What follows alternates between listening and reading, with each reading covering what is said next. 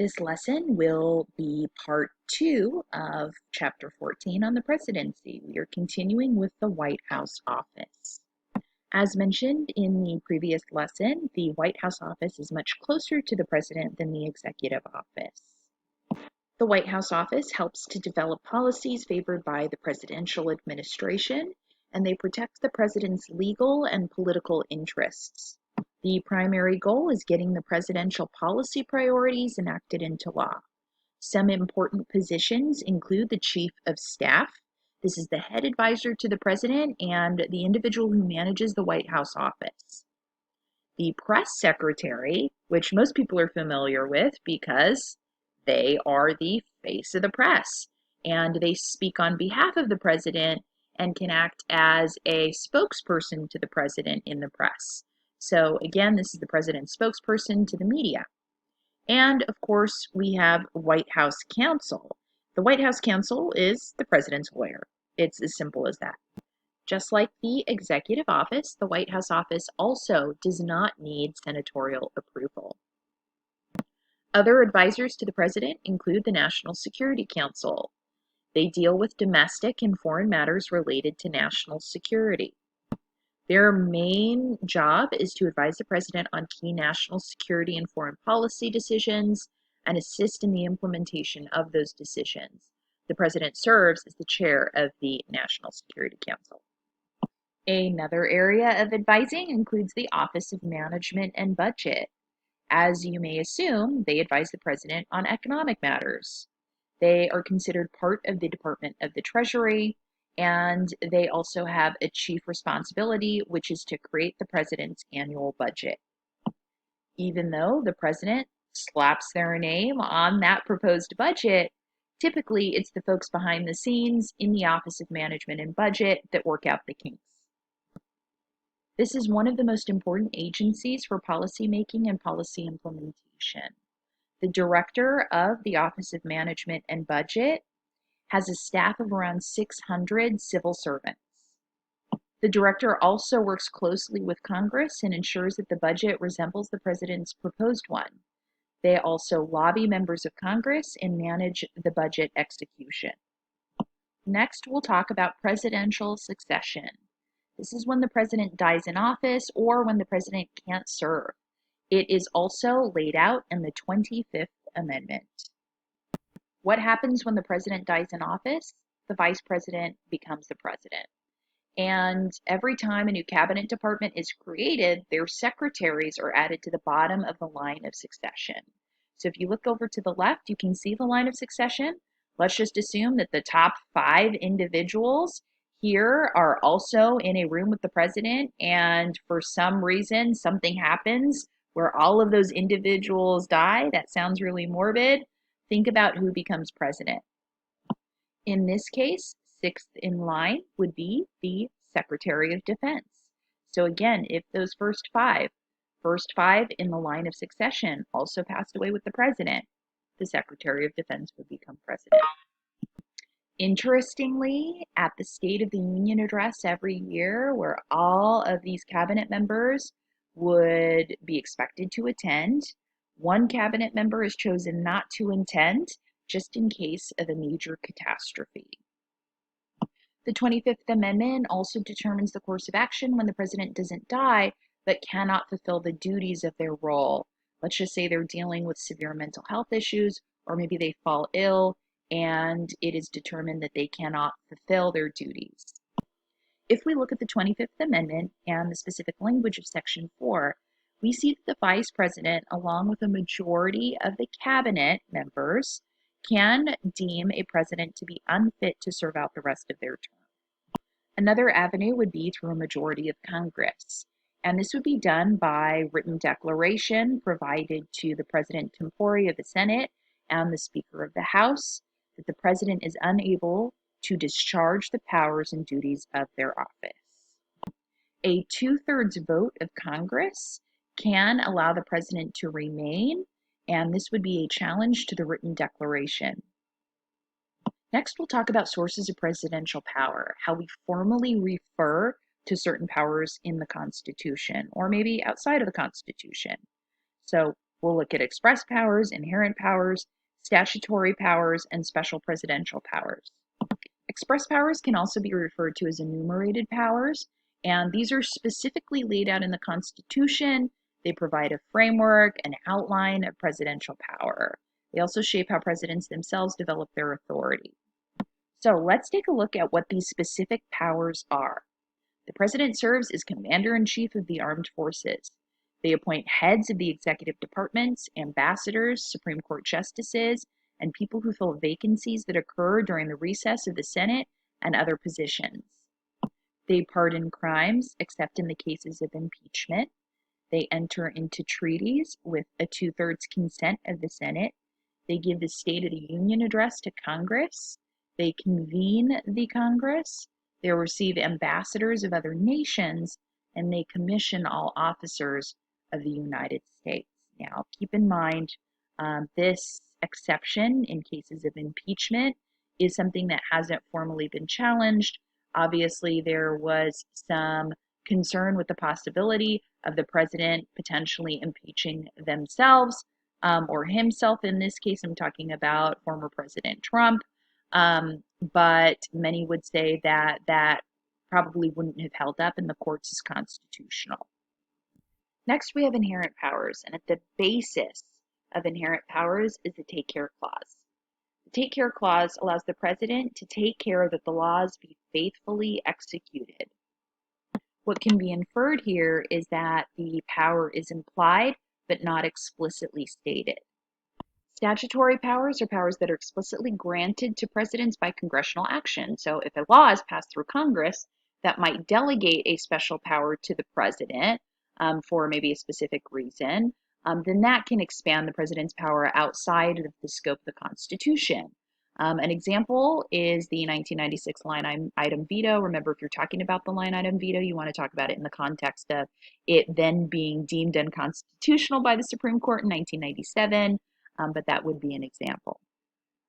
What are some special presidential powers? This includes executive orders, emergency powers, and executive privilege. Executive orders are a way for the president to get around congressional policymaking, and they have very few limitations and stipulations. They can't be used to create new taxes or appropriation funds, however. So the financial component is something the president cannot do through executive order.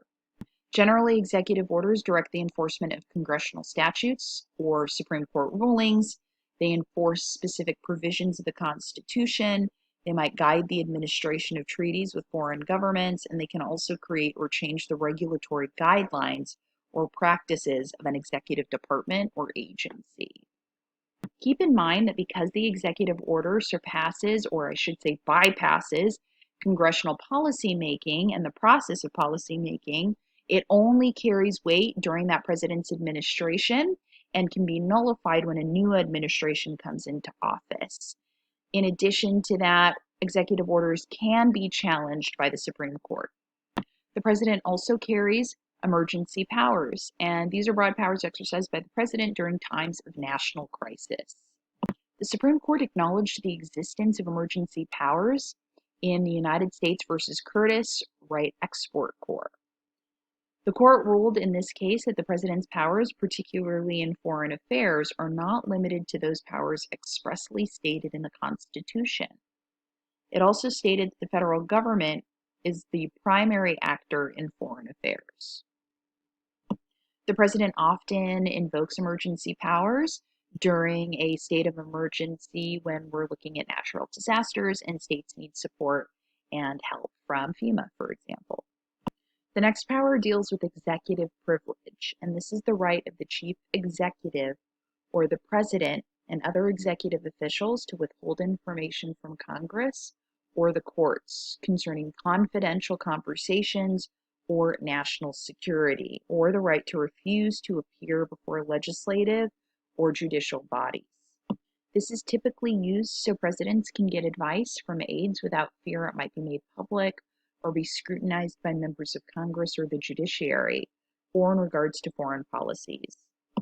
The judicial branch did successfully challenge executive privilege. We can see this with the Watergate scandal in the United States versus Richard Nixon. In the ruling of this case, the court granted that there was a limited executive privilege in areas of military or diplomatic affairs. This particular case did not fit into that. Because Nixon invoking executive privilege in this case did not have to do with national security, he had to obey the subpoena for the tapes and documents. After the release of the tapes, Nixon resigned in fear that he was more than likely going to be impeached.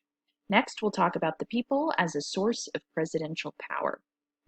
The president uses the bully pulpit to exert influence over public opinion. So what exactly is the bully pulpit? This is a position of authority that provides its occupant with the outstanding opportunity to speak out on any matter and be heard.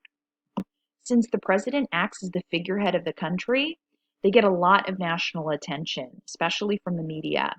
They can communicate stances on key issues, advocate that their choices or actions are correct and should be supported, and mobilize the public to take certain actions or adopt certain beliefs. If a president has a higher approval rating, they may have an easier time getting Congress to act on their policy priorities. It's important to note that it is especially difficult for the president to use their bully pulpit during a divided government. Other important terms associated with the president include the honeymoon period, and this is a time early in a new president's administration characterized by optimistic approval by the public. This is a good time the president tries to get their policies passed because it's more inclined to get approval from bipartisan Congress. Also, approval ratings. This is the percentage of survey respondents who say they approve of the way the president is doing their job. It's above 55%. This is common during a honeymoon period. Also, rally around the flag effect. This is a peak time where there might be something going on, an event, for example, in which may call for or invoke or cause the public to be more patriotic, which makes them feel like rallying around the flag also means rallying around their president. And so an example of this would be the approval rating that Bush had right after the 9/11 attacks. And here we can see a peak of 90%, a 90% approval rating. I think no president better describes the connection to the power that technology may have than former President Donald Trump. But technology in the media is also a set of tools that the president may use to influence public opinion. This is where the White House office can spin news in a favorable light. This is how they communicate with the people, and it's also how they may forge relationships with media outlets and the public. After all this talk about presidential power, you're probably thinking, wow, the president has maybe too much power. However, we can also look to some checks on the abuses of presidential power, which include impeachment, and that's the power of the House to formally accuse the president and other high-ranking officials of crimes. Remember, an impeachment is not a conviction, it's a formal indictment, they're formal charges. When we look to the majority of House members, that's what's needed to impeach. But House members have to forward the articles of impeachment to the Senate. And the Senate tries the president and determines the penalty where they can remove them from office. This has never been done. It's difficult. You need 2/3 of the Senate to do so. Only 3 presidents have ever been impeached: Johnson, Clinton, and Trump, twice. Lastly, we'll talk about the role of women and the presidency. Surveys have shown that people are more inclined today to vote for a woman as president. Many believed that 2016 was the year that the first woman was going to be president. However, it did not work out for presidential nominee Hillary Clinton. Although we have not had a woman serve as president, we have had very many active first ladies. Many would say that there are different ways that you can describe the role of first lady. Some first ladies have had more of a hands-on approach to politics, and others have had more of a hands-off approach to politics. For example, Hillary Clinton served as the chair of a presidential task force on healthcare reform and was very prominent as a first lady. Laura Bush and Michelle Obama were both more reserved and less public. This concludes the second lesson on the presidency. Please make sure that you read the chapter and prepare for your FRQ assessment.